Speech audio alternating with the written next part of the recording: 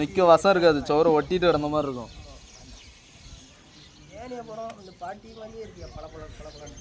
அங்கே எடுக்கணும், நீ ஆக சீலன்ட்டே எடுத்துருக்கலாம். தேவலா சோழிங்க நீரே கூட முண்டி அணிக்கலாம் வாடகை கொடுக்க முடியாது. அது ஏன் கொடுக்கணும், நம்ம வீட்டிலே வச்சுக்க வேண்டியதானே. அவர் பேர் இருக்கு, பத்தாக்கு என் பேர் இருக்கப்பா. நீ தானே வந்து எடுக்கா, உன் பேரையும் ஃபோன் நம்பரையும் எழுதிட்டு போ. வாடகை எவ்வளோன்னு சொன்னிச்சு கிளவி? 150. யானைக்கு மட்டுமா ரெண்டுக்கு சேர்த்து. இதுக்கு மட்டும்னா தான் ரெண்டையும் ஒடிச்சு எரிச்சிடேன். அங்கேயே எரிச்சிட்டு யாருக்கிட்ட அடுப்பெரிக்க வேணுமான்னு கொடுத்துட்டு போயிடேன். எங்கள் வீட்டில் எங்கள் அம்மா அடுப்பு தான் அரிப்பாங்க, தூக்கிட்டு போயிடும்.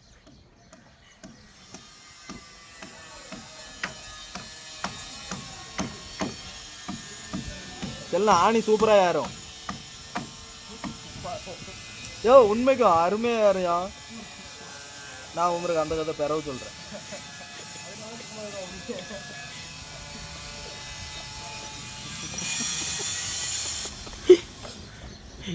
நான் எங்கடா தொங்கிட்டு இடங்க காமெடி பண்ணிட்டு இருக்கல.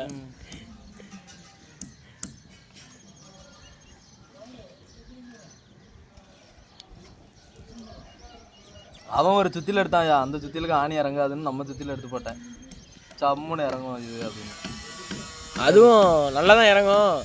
லைட்டாக உள்ளே போகலன்னா சுற்றியில் வெளியே கொண்டு வரும். அது சரி வராதான், இதுதான் முரட்டுத்தனமாக இருக்குமா. அவர் அதை வச்சு அடிக்க மாட்டாரு.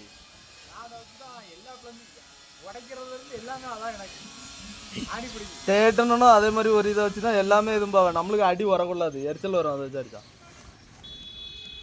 என்னையா ஆணி இறங்காது, ரிபல்ஸ் எடுத்துகிட்டு போவோம்.